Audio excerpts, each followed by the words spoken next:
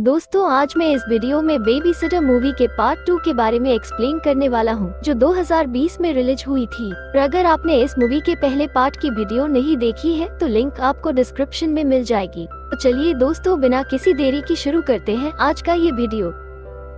कहानी की शुरुआत में हमें इस मूवी के फर्स्ट पार्ट के 2 साल बाद का सीन दिखाती है, जहां हमें पता चलता है कि कॉल के साथ उस रात जो कुछ भी हुआ था वो जिस किसी को बताता था तो कोई भी उस पर भरोसा नहीं करता, क्योंकि पुलिस को भी वहां पर कोई भी मरे हुए लोगों की डेड बॉडी नहीं मिली थी। इसीलिए कॉलेज में भी कोई कॉल की बातों पर विश्वास नहीं करता, बल्कि वो उसकी बात सुनकर उस पर हंसते थे। इतना ही नहीं, कॉल के पेरेंट्स भी उन पर विश्वास नहीं करते थे और इन्हीं सब वजह से कॉल के पेरेंट्स को लगता था कि कॉल मेंटली डिस्टर्ब हो चुका है, जिसकी वजह से कॉल को कुछ मेडिसिन देती है ताकि कॉल की मेंटली हालत ठीक हो सके। वही स्कूल में कॉल अपने दोस्त मेलेनी से बात करने की कोशिश करता है, लेकिन अब मेलेनी का स्कूल में जिमी नाम का एक बॉयफ्रेंड होता है जो अपना ज्यादातर वक्त इन्हीं के साथ बिताती थी। इसीलिए कॉल और भी अकेला फील करने लगता है। अब जिमी के और 2 दोस्त भी होते हैं जिनका नाम डिएगो और बूम बूम होता है। अगले दिन स्कूल में एक और नई स्टूडेंट आती है जिसका नाम फीबी होती है और कॉल ने उसके हाथ पर वही टाटू देखता है जो उसने बेबी सीटर बी के हाथ पर दिखा था।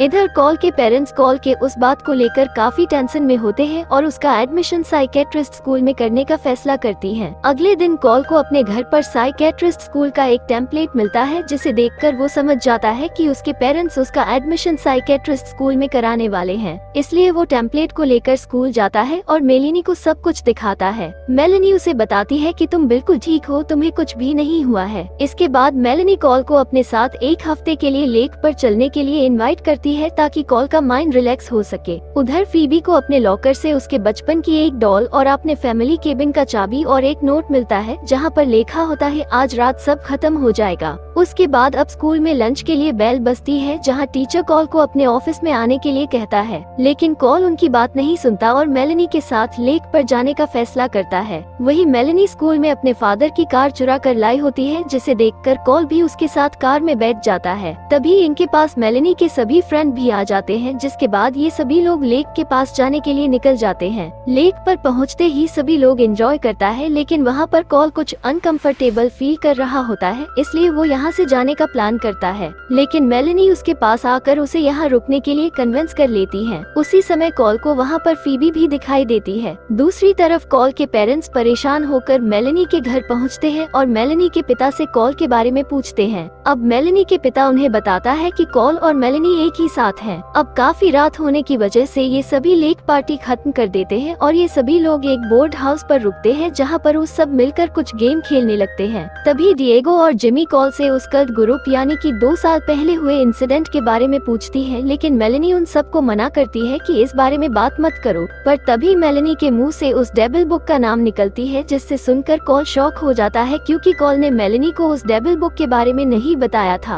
और मेलेनी से पूछता है कि तुम्हें डेविल बुक के बारे में कैसे पता चला। तो मेलेनी कहती है कि मैंने भी उन बुक में अपना नाम साइन किया था, इसलिए मैंने उस डेविल बुक को पढ़कर उसे फॉलो करना शुरू कर दिया है ताकि मेरे सभी इच्छा पूरी हो सके। तभी मेलेनी बूम बूम पर अचानक एक हुक से हमला कर देती है, जिसके वजह से बूम बूम बहुत ही बुरी तरह से मर जाती है। इसके बाद मेलेनी उसका ब्लड इकट्ठा कर लेती है और यहाँ पर हमें पता चलता है कि जिमी और डिएगो भी मेलेनी के साथ है और ये सब इन लोगों का प्लान होता है ताकि कॉल को मार के अपने सभी इच्छा पूरा कर सके। इसके बाद कॉल यहाँ से भागने की कोशिश करता है, लेकिन तभी वहाँ पर सोनिया, एलिसन, मैक्स और जॉन भी आ जाता है, जो कि ये सभी लोग 2 साल पहले ही मर चुका था और ये सभी अपने अधूरे रिचुअल पूरा करने के लिए आए थे। इन चारों का मानना था कि अभी इनकी आत्मा जिंदा है, इसलिए ये लोग रिचुअल को पूरा करके खुद को जिंदा करना चाहती हैं। लेकिन इन्होंने सुबह होने से पहले रिचुअल को पूरा नहीं किया तो इनकी आत्मा हमेशा के लिए समाप्त हो जाएगी। अब इस रिचुअल को पूरा करने के लिए इन्हें कॉल का ब्लड लेना होगा, इसीलिए ये लोग जब कॉल का ब्लड निकालने ही वाले होते हैं तभी यहाँ पर फीबी आ जाती है, क्योंकि उसकी वाटर क्राफ्ट में फ्यूल खत्म हो गया था,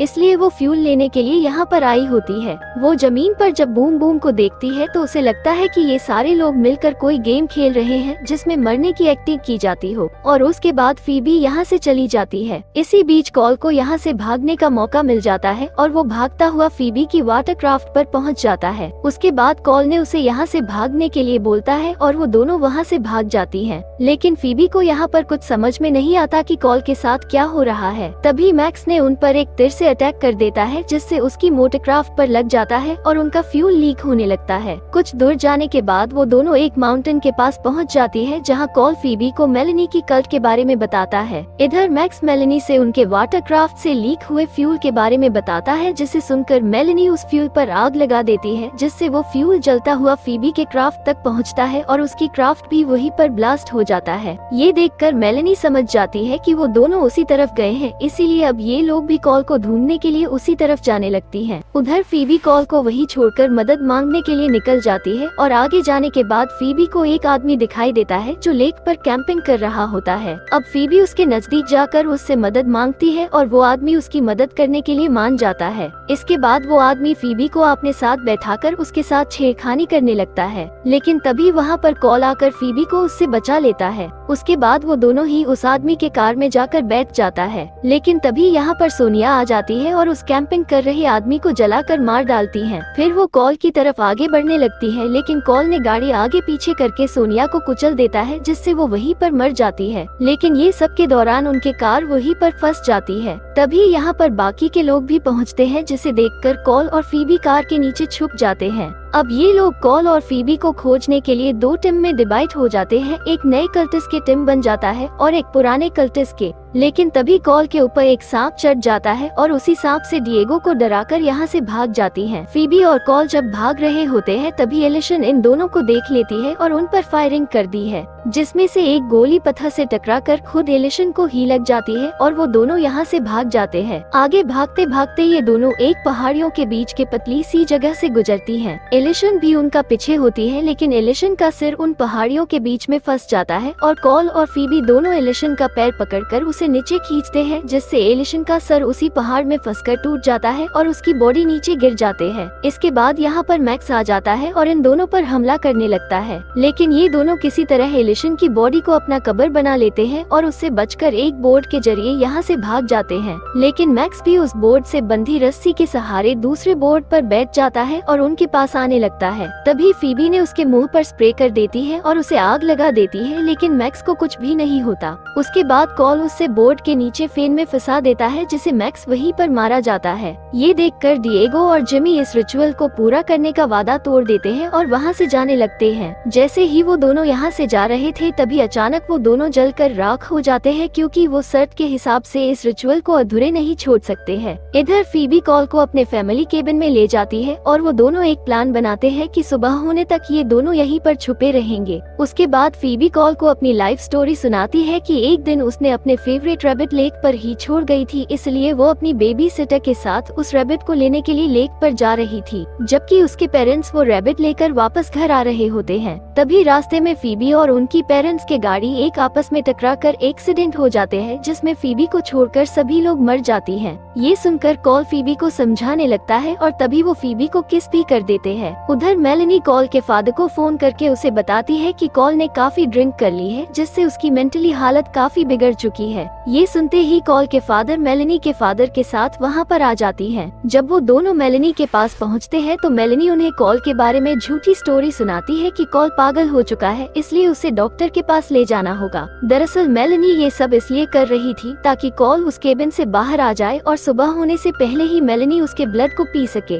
अब कॉल के फादर केबिन के अंदर जाते हैं और कॉल को वहाँ से बाहर आने के लिए कहते हैं, लेकिन कॉल इस चाल को समझ जाते हैं, इसीलिए वो कुछ हथियार लेकर वहाँ से बाहर आता है। कॉल बाहर आते ही उसे वहाँ पर जॉन दिखाई देता है और वो उसे शूट करता है, लेकिन जॉन किसी तरह बच जाता है। जब वो कॉल को मारने के लिए आगे बढ़ता है तो उसके ऊपर एक झूमर गिर जाता है, जिससे वो वहीं पर मर जाता है। उसके बाद मेलेनी केबिन के अंदर आती है तो फीबी ने उससे मारने के लिए उसकी तरफ चाकू फेंक देती है, लेकिन मेलेनी उस चाकू को पकड़ लेती है। अब कॉल और फीबी दोनों वहाँ से भाग जाते हैं और कॉल के फादर भी उनके पीछे जाने लगते हैं, लेकिन मेलेनी के फादर मेलेनी को रोकने की कोशिश करते हैं, पर तभी मेलेनी अपने फादर को चाकू से अटैक करके उन्हें मार देती है और उन दोनों का पीछा करती है। इधर कॉल फीबी को अकेले भागने के लिए कहकर वो अपने फादर के पास वापस आ जाता है और उनके मिलने पर गले लगता है। इसी दौरान कॉल के फादर कॉल को एक इंजेक्शन लगाकर बेहोश कर देती है और अपनी गाड़ी में बैठाकर वापस घर ले जाने लगते हैं। उधर फीबी भाग रही होती है, तभी रास्ते में मेलेनी मिल जाती है और उन दोनों के बीच फाइट होती है।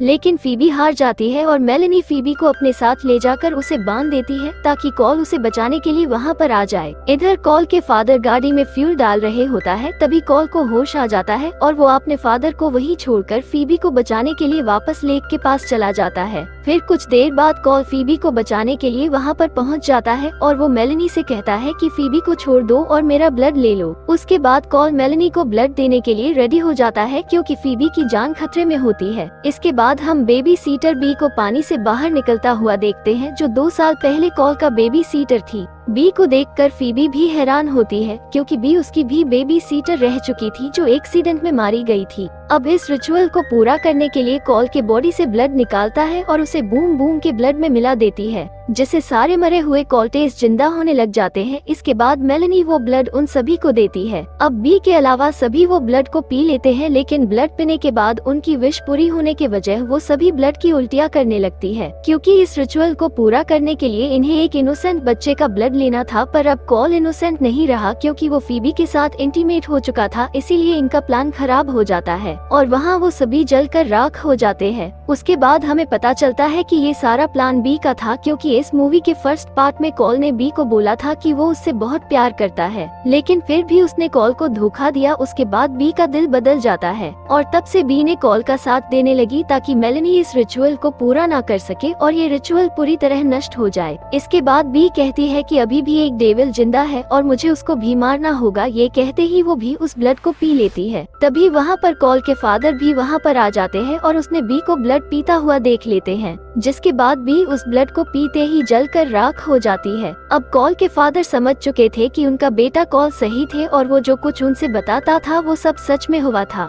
बी जब वहाँ से जलकर गायब होती है तो उसकी राख से वही रिचुअल बुक निकलती है, जिसके पेज अपने आप पलट रहे होते हैं और इसी के साथ ये मूवी भी यहीं पर एंड हो जाते हैं।